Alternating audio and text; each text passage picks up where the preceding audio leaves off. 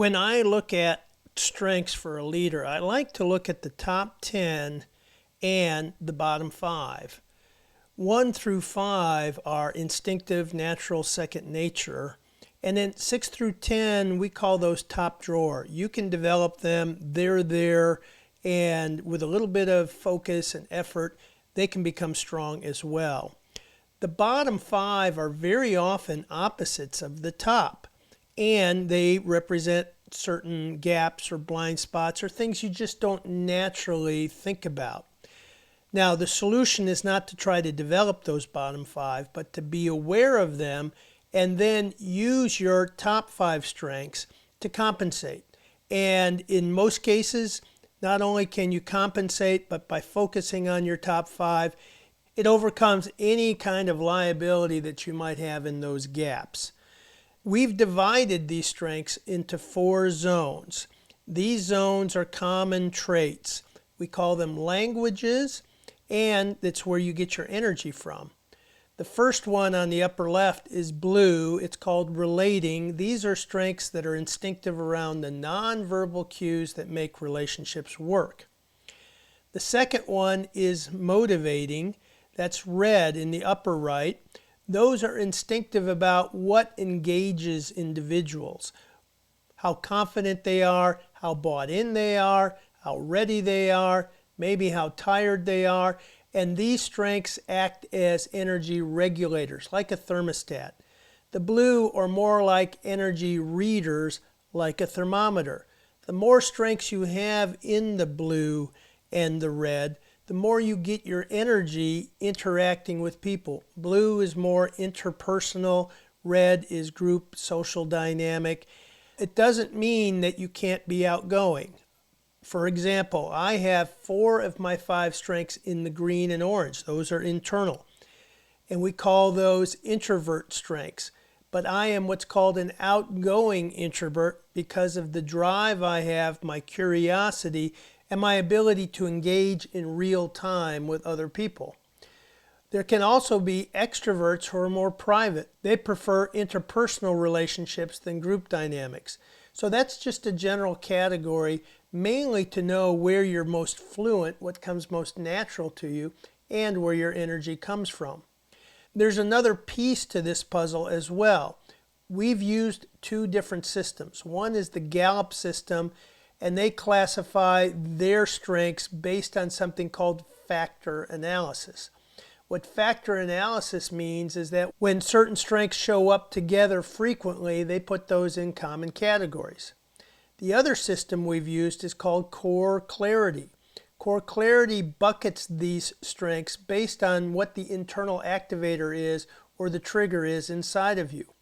You've got a couple of those strengths. One of them is developer. One way developer can show up as a motivating, nurturing, mentoring kind of strength.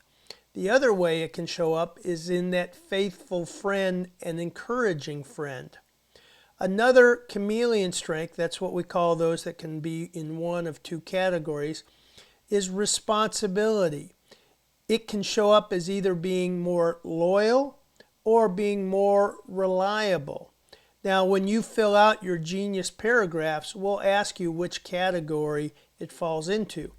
And that makes a difference in terms of the overall leadership style that you will have. In the first case, if developer was more about the relationship and not more about the nurturing, mentoring, then it would be blue, and that would make a leadership style called a servant leader. In the current color that it shows up in the motivating side, which means that it shows up as what we call a mover and shaker, someone who's very sure of themselves, confident, and able to navigate regardless of the external influences that may be on you. And for our purpose, the goal is not to try to pigeonhole you so you can borrow from either of those leadership archetypes the sentences that describe them in terms of crafting your own leadership style, who you look like at your best. So let's begin to look at the top 5 strengths. Your signature strength is in the acting zone, And it comes alive when there are problems to solve. It comes alive when you seek out things that aren't working the way they should be and then bringing them back to wholeness. This could be projects, it can be people, it can be teams. The energy is around the patience and the detail orientation around getting to the heart of a problem and then turning around. It stays calm under pressure, and you won't feel the stress that other people might feel in a crisis situation. Right behind it is intellection. Intellection is the deepest thinking of all the strengths. It is like a snow globe. And if you think of all the information or the conversations that come into you as the snowflakes, intellection works best when all of that input and noise gets to settle down to the very bottom. Oftentimes, people with intellection love solitude. They love to get away. It can be either closing the door, putting headphones on, walking in nature, but they need to have time to let the brain marinate over ideas. So it doesn't move quickly, but is very thorough. And oftentimes people with intellection can see things in 3 dimensions, sometimes sound, sometimes color, because it's so vivid. Those with intellection are actually recreating the entire scenario. So it's not just coming to a conclusion, but it's building out all the pieces and the elements of the solution or the idea. And so it comes out holistically. Your third strength is learner. That is the curiosity strength, the interest in many things and oftentimes new and novel things. People with learner are oftentimes looking at several different topics. They may not even be related because it keeps the mind stimulated. And when you put that through the intellection side of it, the learner is continually feeding your intellection with more and more information that it's assembling together in this very comprehensive, complex, holistic view of whatever subject that you're focusing on. Or if it's restorative and you're looking at a problem, very thorough look at solving that problem.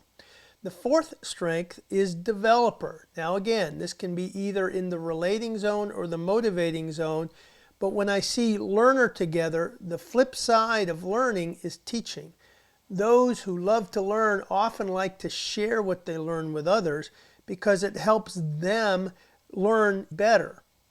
And then we look at the developer side, which is that consistent improvement and growth, and nudging people or yourself to continually get better and better. We call it the gardening strength because it patiently works towards getting better, pulling the weeds out, tilling the soil, watering it with encouragement.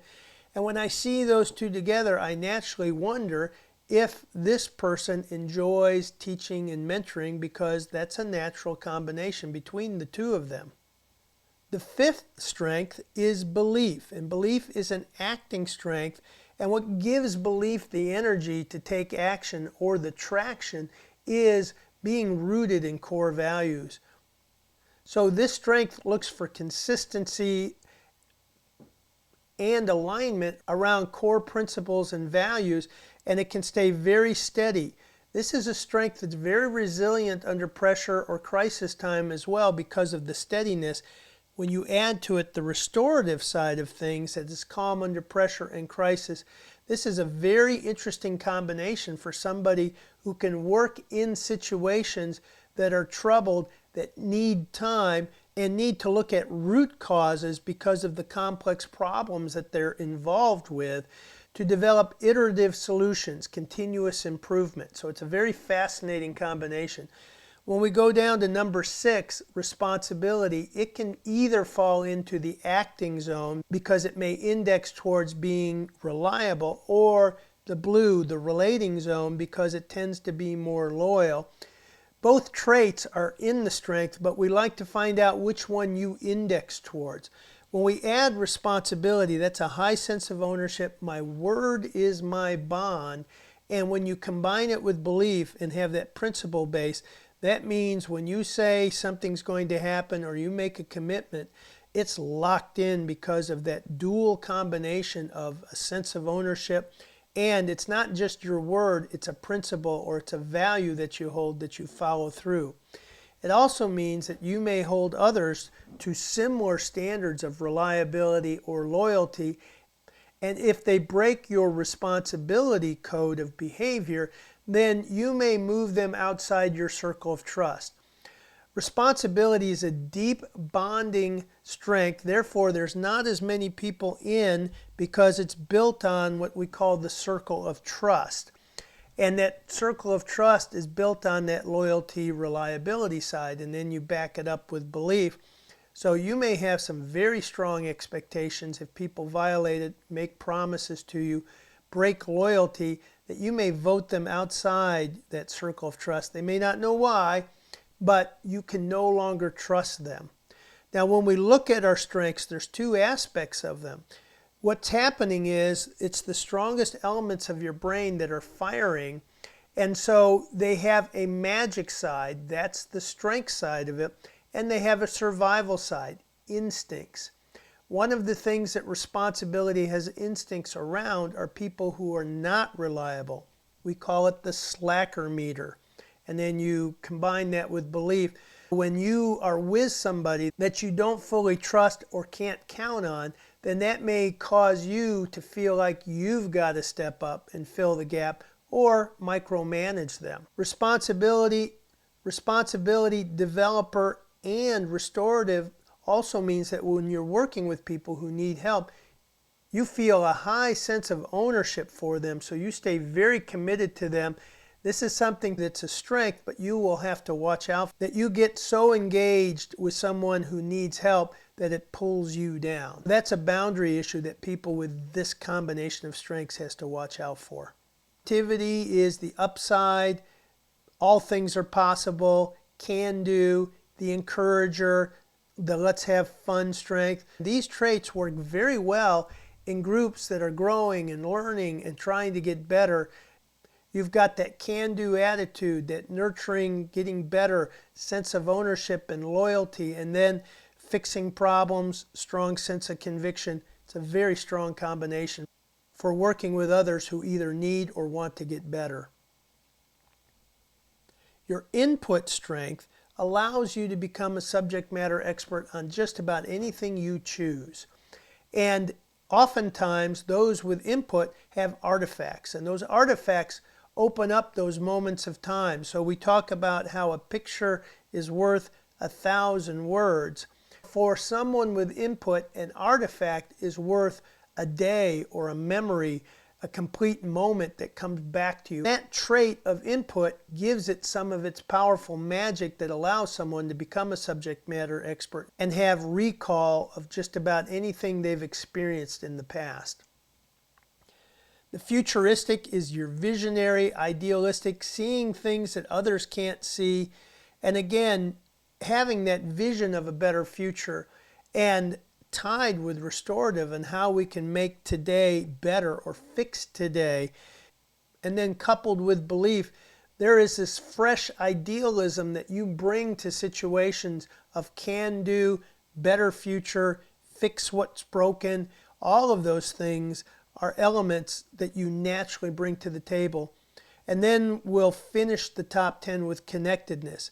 Connectedness can also be either a relational strength or a thinking strength. It'll be very interesting after you go through Genius Spark and you understand how these chameleon strengths can move from category to category once you come up with these top 10. Connectedness is a natural purpose finding, seeing the hidden truth, the hidden value, the hidden connection between ideas or people. It's uncanny in the way it works. In finding these things, it is also what we call a hyperlink strength, that you make connections to things that aren't necessarily in the next logical path or obvious to others. So sometimes people may not know how you came up with your insight. Your insight is very strong about individuals or situations. And when we start connecting these together, connectedness and belief, Gallup calls those the two spiritual strengths. Spiritual in the sense that belief is around core values or principles. Connectedness is around purpose and meaning. Oftentimes, people who have these combinations are attracted to mission-oriented organizations, charities, causes like sustainability, faith-based organizations. Because those activities have purpose and values, it's something where those strengths can get traction. Now, when we look at the bottom 5, it's very interesting that we see that deliberative is the exact opposite of positivity.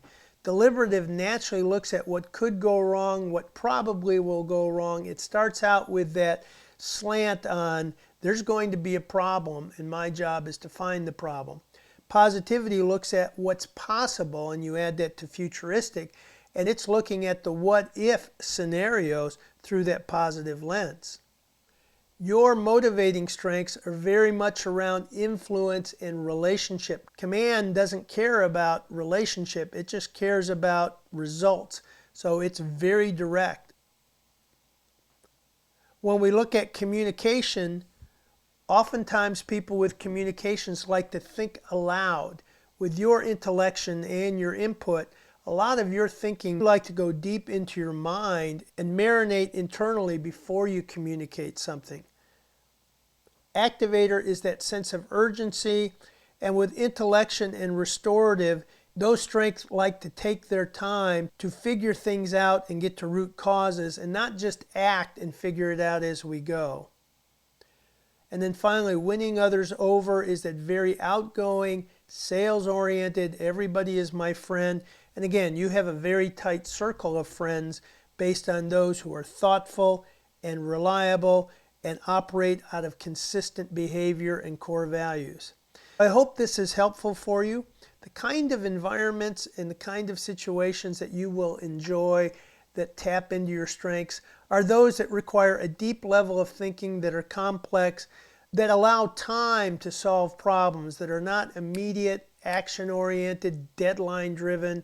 After listening to this video and reading the transcript, I'd start making a list of the times that you've experienced your deepest engagement and fun and satisfaction, and the kinds of situations that allow you to engage your top 10 strengths. And I think in doing that's going to prepare you well for making good choices in the future. So take care, good luck, and let me know if I can help you in any way.